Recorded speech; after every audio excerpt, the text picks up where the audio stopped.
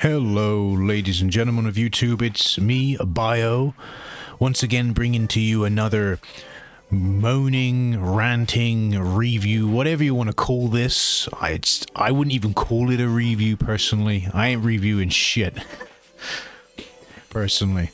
But whatever you want to call this video, I'm back at it with another game.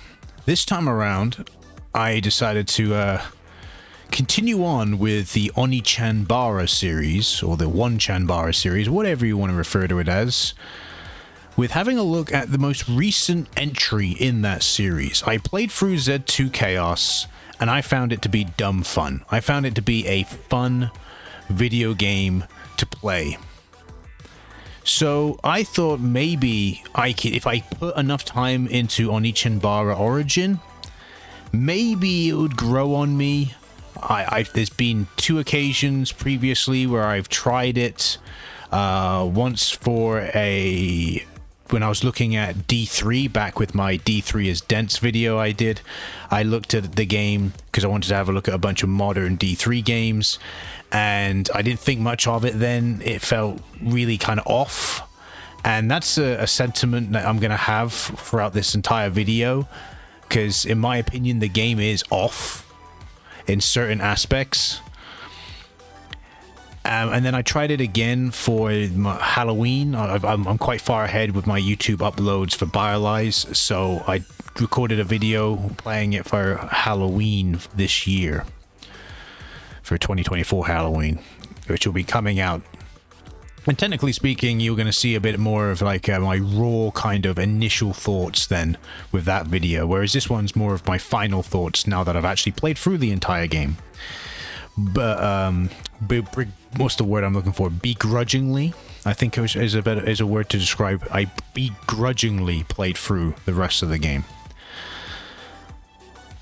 So this is, technically speaking, my third time looking at Onee Chanbara Origin, and yes, I finished the game. I finished it. It's a longer experience than Z2 Chaos, easily a longer experience. But then when you're remaking two games into one, I would expect as much. If you don't know about Onee Chanbara Origin, it is a remake of the original two Onee Chanbara games that came out on the PlayStation 2, which were a part of the Simple 2000 series. So, but unfortunately, no Riho Futaba. Where's Riho Futaba? I was expecting Riho Futaba, nothing. Nothing. I was expecting the Dragon Sisters, nothing. If you're gonna remake a game, at least, you know.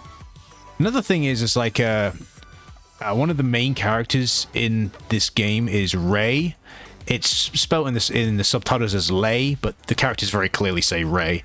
So, and I was like, is that Reiko from like the second game?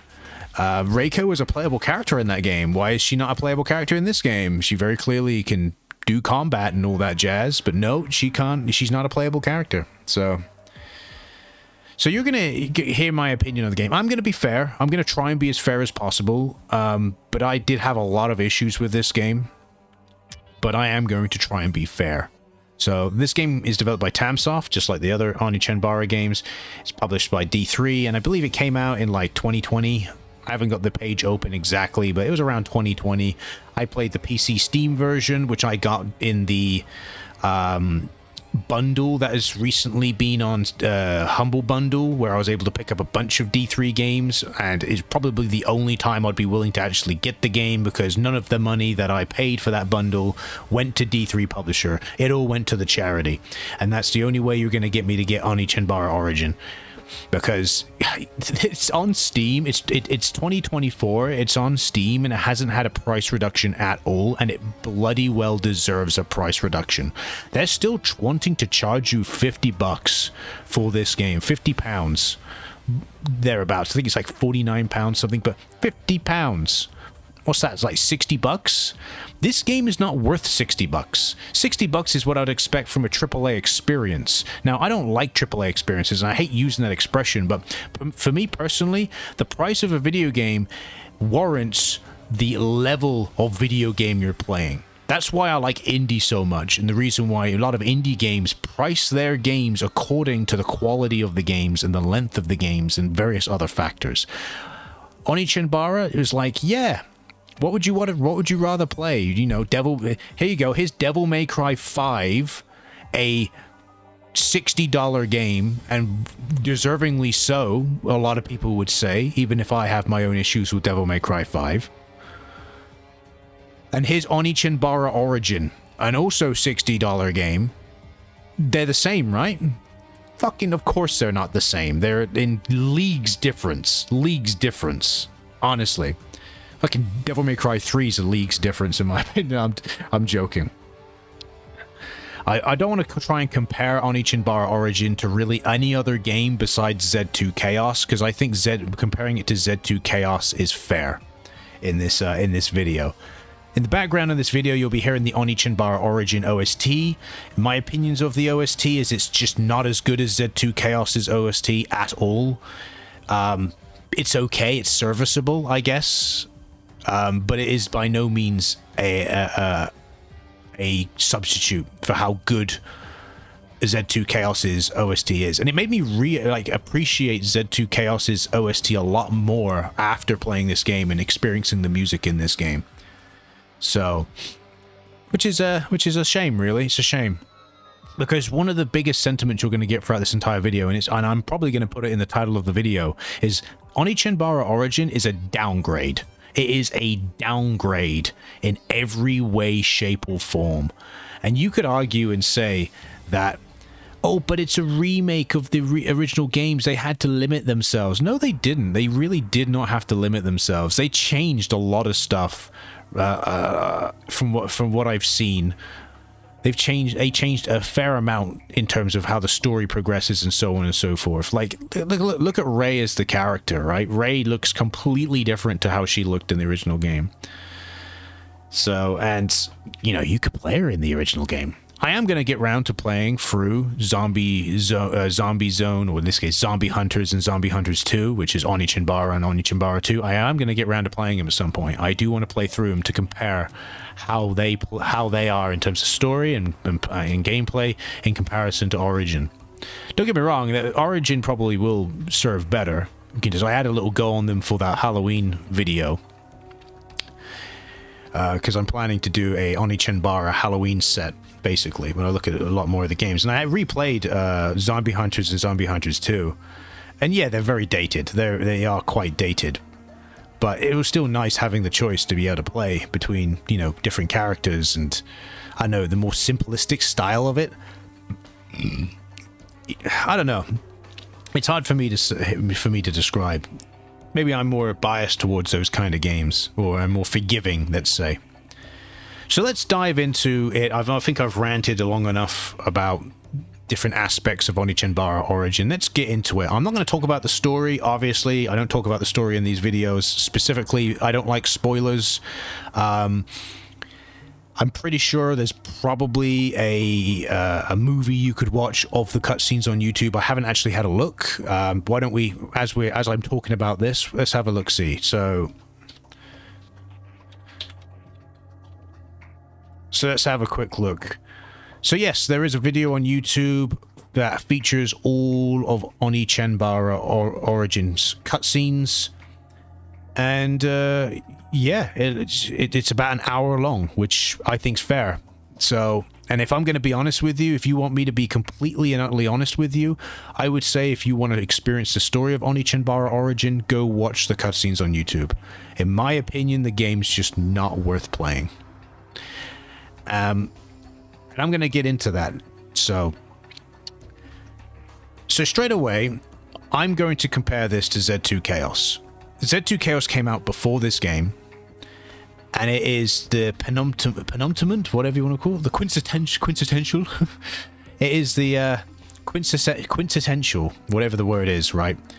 Onee Chanbara game, in my opinion, from what I've played. And I've played pretty much all of them at this point, with a few exceptions, right? I've even played the Wii game and the Xbox 360 game.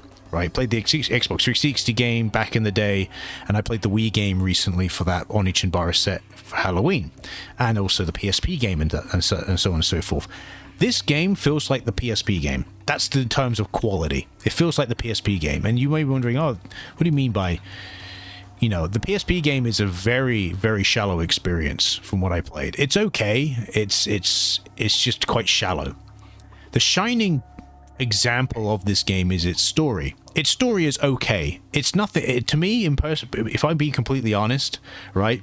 It's a better story than Z2 Chaos. But then Z2 Chaos barely had a story. It barely had a story, and it was some of the most basic stuff. It's a better story than Z2 Chaos, but that isn't saying much because it's still quite a bland story, right? It's still more interesting seeing how Aya and Saki kind of interact with each other, but that you don't get that really until the second half of the game, because remember, this game is 2 games in 1, and you'll know when you start game number 2, because Aya ends up wearing a completely different outfit, which I think is based off the outfit she originally wore in Onee Chanbara 2. When the second game starts, so you know when the second game starts. And it's annoying because throughout the entire first game, you're only playing as Aya. And only Aya. And you have like one sword style for a while, and you have to unlock the 2 sword style as your like alternate weapon, which, by the way, in Z2 Chaos, you had that from the get-go, from the beginning. There you go. This game, no. You're gonna have to, you have to unlock it. And the 2 sword style is just, in my opinion, superior as a moveset compared to the 1 sword style. And then with Saki, you don't unlock playing her until the second half of the story, which is obviously covering the events of game Onee Chanbara 2. And Saki is what annoys me about Saki is she initially only uses her long katana, her single long katana, basically Sephiroth. And she uses that for a majority, I would say probably 80% of the second story, right? Until she then unlocks, like for the last, like, I don't know, 5 or 6 chapters, right? She unlocks the ability to use unarmed combat, her gauntlets, her fighting gloves, whatever they are. Which is by far the superior moveset. As I expected it would be. I didn't even expect I was going to be able to use that moveset. I figured, oh, she must have unlocked it later down the line. But no, she was like, oh, I'm just going to not use it until, you know, I feel like it. The story literally is like, again, I'm not trying to spoil anything, but she'll just come out and say, oh yeah, I can also do this. Because, yeah. And it's really frustrating. So I wasn't able to use Saki's unarmed combat moveset very much because I could only really use it towards the end of the game. Because there's 24 chapters in this game. Chapters 1 to 12 cover the first story. Chapters 13 to 24 cover the second story. That's how I'm going to refer to them. First story, second story. First game, second game is what I mean. And yeah, so for the most of the time, you're going to be using Aya. You're going to be leveling up Aya, because leveling up is a system in this game where you level up and then you can put attribute points into health, attack, and defense. I mainly put attribute points into health, with then attack being the secondary, and then if I had like 1 left over, I try to make it even, so if I had like 1 or 2 leftover attribute points, I'd put them into defense. So defense went up a little bit, I think. Yeah, I can't remember exactly what my attributes were, but defense went up. Defense was always the weakest of them. But then we're going to go, so, yeah.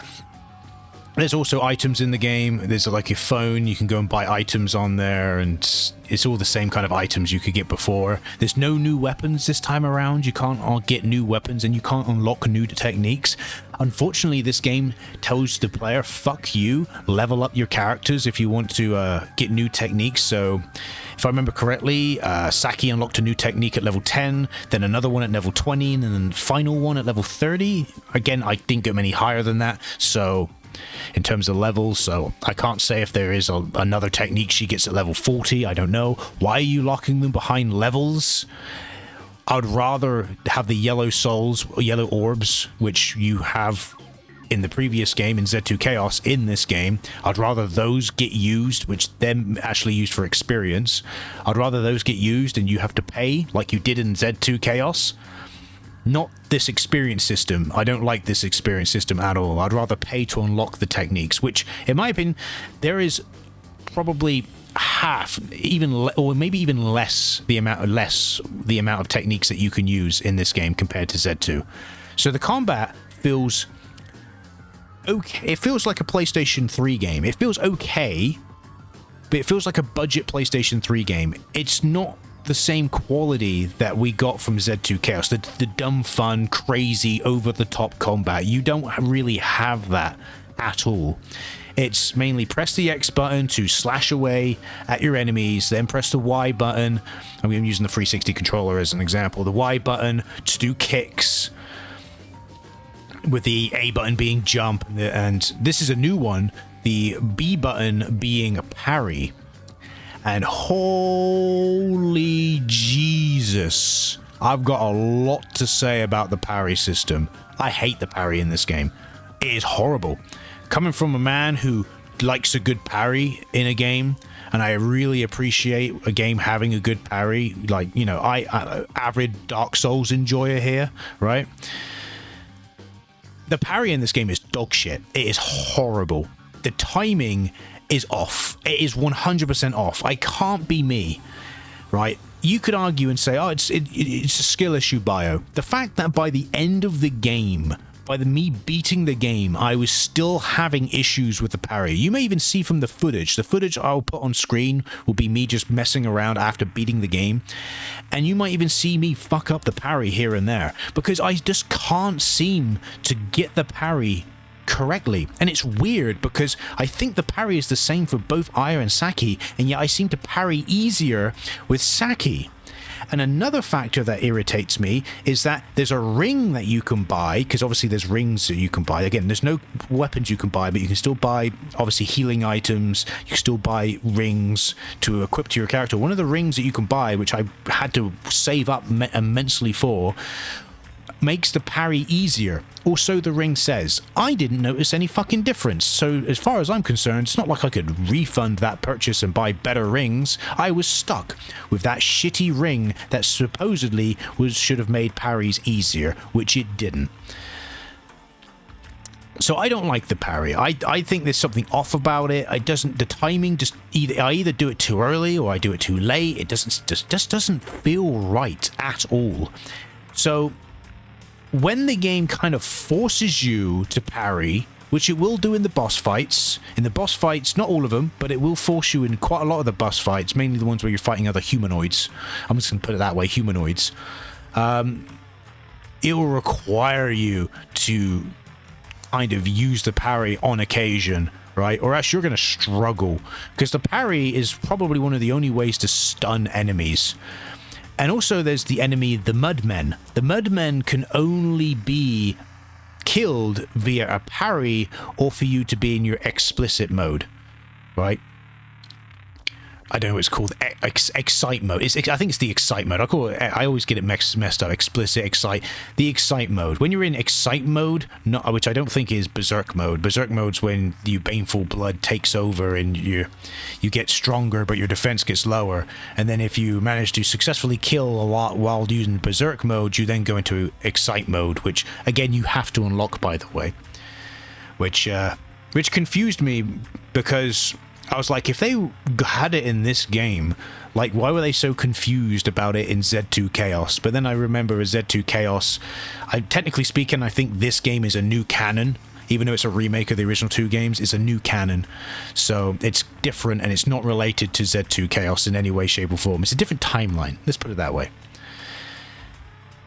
So you can only damage the Mudmen that way. So you have to parry the Mudmen's attacks and then use the cool technique to be able to crush their hearts and kill them. Another factor, I don't like the cool technique, and I'll tell you why I don't like the cool technique. The cool technique requires you to press X and A. The amount of times where I pressed X and A and the character jumped instead of doing the cool technique is half the times I pressed the fucking button combination. You have to understand, on a controller, your thumb is going to always press down the A button slightly sooner than the X button. Just how the thumb's positioned on the controller. At least it is for me, right? If the special technique was me pressing the X and Y, which makes more sense, right? X and Y, yeah. The two are fucking attacks on the controller, right? It would make a lot more sense, and you wouldn't have the issue. But with it being X and A, guess what? You're going to be jumping a lot. You're going to more than likely not do the cool technique, and instead your character will jump. At least that's what happened in my experience. You might even see it in the footage happen a couple of times. So when you can do a cool technique, you have to consciously think, press the X button first, then the A button to initiate the cool technique, which is annoying. And not all cool techniques are created equally. Aya's cool technique is really, really good. She does this spinning technique, which in the right area can kill a lot of enemies real quickly. Really good technique. Saki, she does this like suplex, which is funny. When I first saw her, and I didn't expect it, it was quite funny. But then you realize the suplex can only take down one enemy at a time. Now, if you suplex an enemy into another enemy, it will stun that enemy, allowing you to suplex again. But it's still inferior to Aya's basically Link doing the round in a circle technique, right? So the cool technique, in my opinion, is okay. It could be better. The general combat is not as chaotic at all as Z2 Chaos, and thus becomes inferior because of it. Because it is inferior. You can still string combos together just fine, but again, you could do it better in Z2 Chaos. The parry system is horrible. Luckily, you can dodge. Pressing the R2 button allows you to dodge. The dodge is fine. This is what confuses me. The dodge, perfectly fine. I never had an issue with the dodge whatsoever. Parry, I did though. Another thing about the parry has a cooldown. The parry has a cooldown. You don't cool down the fucking parry. By having the parry being a cooldown, if you fail the parry when the enemy's doing a combo technique, guess what? Your health, he's gonna go fucked. Get fucked. You see your health? Get fucked. Waste a red crystal, why don't you? Red gem, whatever they're fucking called. Fucking irritating. Like, you're gonna get me just complaining massively about the parry. I hate the parry so much. But again, luckily I had the dodge. I could use the dodge, and the dodge works in bosses as well. But some of the enemies also have like there's an enemy, like an army gear dude that has a rapid fire. He has a minigun. It has rapid fire. And the only way to deal with him is dodging. Dodge, dodge, dodge, dodge, dodge. How are you supposed to... Like, the parry would do nothing in this occasion. I even tried parrying once, and guess what? I parried like one bullet, because I managed to be successful through sheer dumb luck. And then I just, afterwards, you get a few invincibility frames, and boom, then the rest of the bullets hit me, and that was that. So I was like, okay. Like, the parry is just horrible, in my opinion, in this game. Absolutely horrible. You can lock on, and lock on is fine. I got no complaints about lock on, besides one thing. It's a feature in the game, and I mean it's a feature because it will tell you it in the game, that it will lock on most of the time to the strongest enemy, which is very annoying. Especially when, let's say, the Mudmen, right? You got a group of zombies, there's a bunch of normal zombies grouped around you, and the Mudmen are far off. They're all in the distance, away from you, doing their own little thing. They're doing a little jig, little dance in the distance, right? They don't care about you. You're not close enough for them to care about you yet. But yet you press the lock-on button and it locks onto them, the Mudmen, and you're like, I'm not fighting the fucking Mudmen. The Mudmen are fucking nowhere near me. They're not even aggroed on me. Let me fight the zombies around me first. So that's a little bit annoying about it. But I didn't really find too much issue with it, because I kind of figured out that when I've got a lot of, when there's stronger enemies on the screen, just ignore them and just fight the zombies that are around me. So the zombies, generally speaking, are not too bad, but unfortunately you've got the Mudmen, which requires powering. You've got the Fat Men, which requires powering. You can dodge through their techniques, but it just takes longer to defeat them. Parrying their techniques is the better way to deal with them. The Wolves are pretty easy to deal with. They're not too bad. The Army Men requires parrying if you want to stun them and actually kill them relatively quickly, or else it just takes forever with the dodge. But you can get through with the dodge. And then there's also like ascended zombies, which are basically zombies that are like like red, and they have a bigger health pool and hit harder, and are just annoying to fight because they'll just constantly keep attacking you, and you'll be slashing away at them, and they'll just attack you through the slash. They might as well be in berserk mode. But again, you can deal with them with dodging.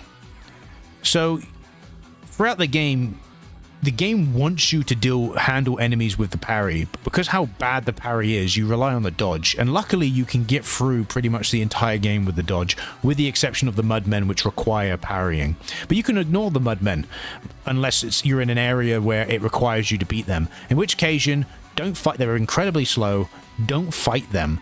Don't even lock onto them. Just stand still and focus and try to get a handle. Hope they do that one attack where they go to swipe at the air, not the one where they like basically gomu gomu no and fucking pistol and throw their fist out and stretch their fist out, because I don't know the timing for that one. Well, I tried to learn the timing as I did, but then I just simply couldn't do it.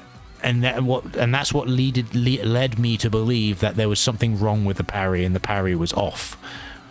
So, yeah. So, I think I've talked about the combat enough. I've talked about the enemies. The level design, it's basic, but again, it's remaking some PS2 games. If I'm honest with you, the level design in Z2 Chaos is okay. It's okay. It's just pretty basic, isn't it? So, I can't really fault Origins level design, because it's exactly the same as Z2's, realistically speaking. Just corridor after corridor. Go, look, you're stuck in a room now, beat these zombies. But that's the general main gameplay loop for Onee Chanbara series anyway. But yeah, so I think I've talked about the combat enough. It's not anywhere near... I think, let me do like my final 2 cents on the combat. It isn't anywhere near as good or fun as Z2 Chaos. It is 100% a downgrade. And it is a massive shame. Massive, massive shame. So, yeah. Like I said, the music's just kind of there. It's okay.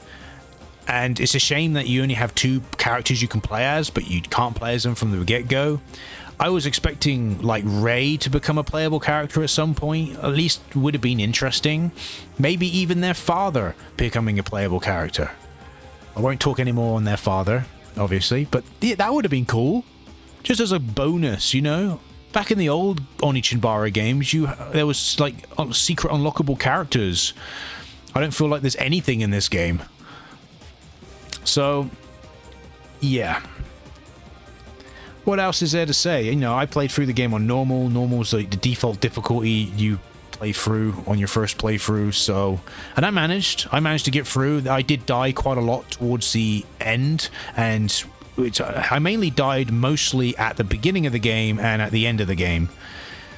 At the end of the game, some of the fights you're forced to do are annoying, especially Chapter 22. Fuck Chapter 22. I won't say what goes on in Chapter 22, but fuck that chapter. It's the worst chapter in the game. God damn.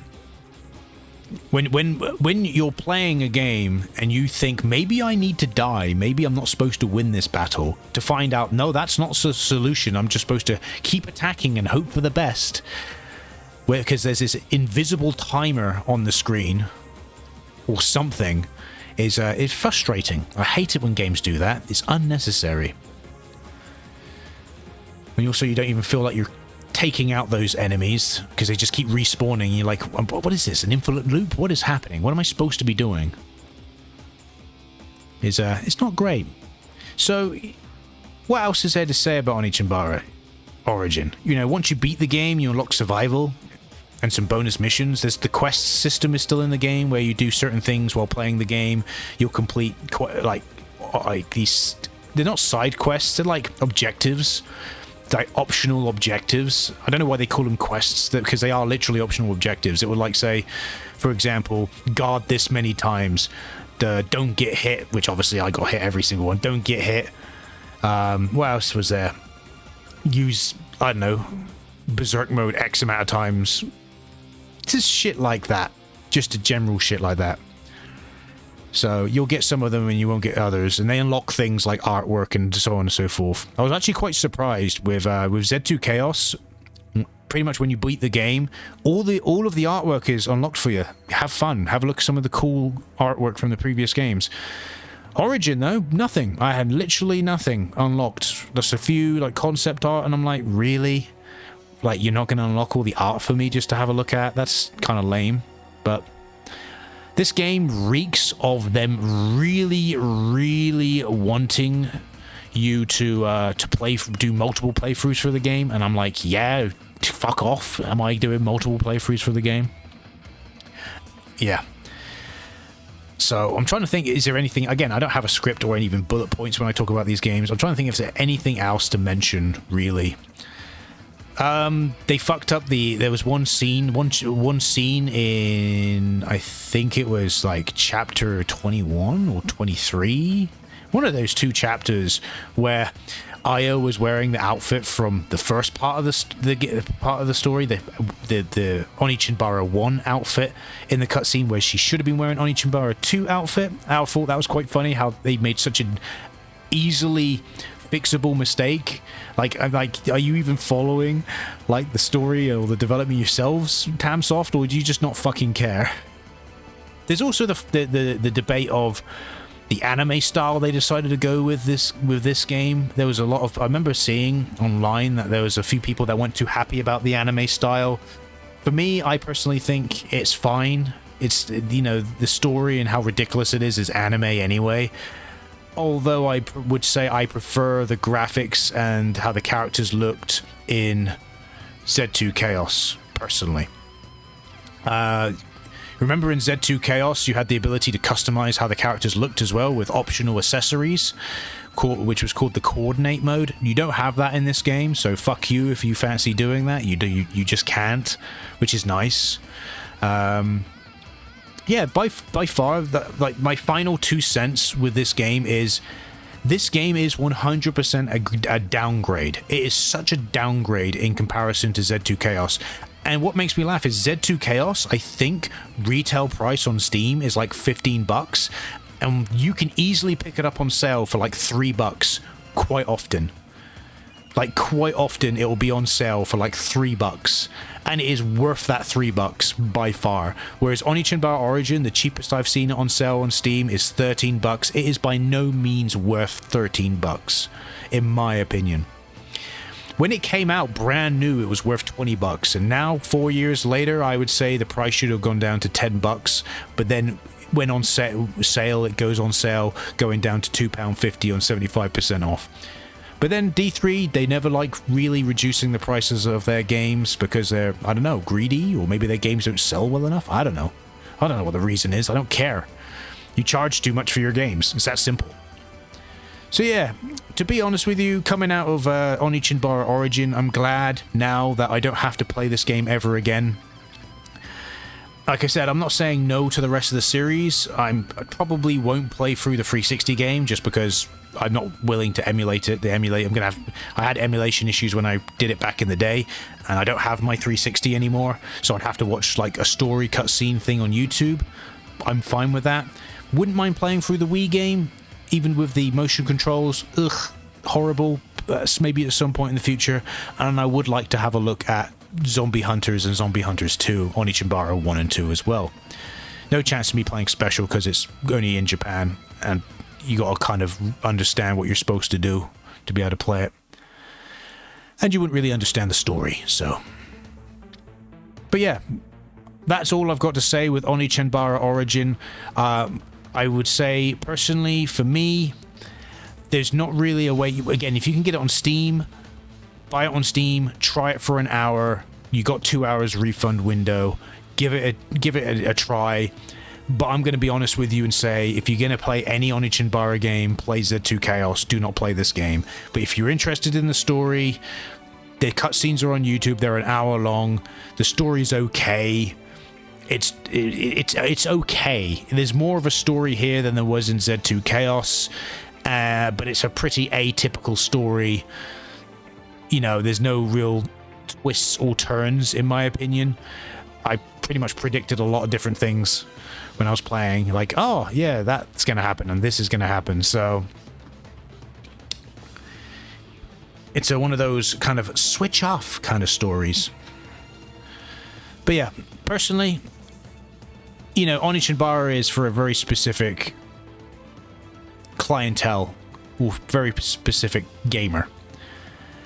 Whereas Z2 Chaos, I feel like, branched out and tried to bring more people in by having a lot of quality of life things that helped with it.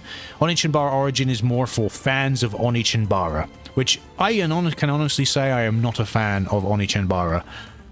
These games more or less intrigue me than anything else. So I personally can't say that I recommend playing it, and that's just my final 2 cents of it. But I've ranted on long enough in this video. If you disagree with me, I'd love to hear your experience with the game in the comment section. Would love to hear it. Go for it. Tell me what your thoughts on the game. Tell me how I'm wrong about the parry system. I don't know. Whatever you want. I've been Bio. Thanks for watching, and I'll see you in the next video. Goodbye.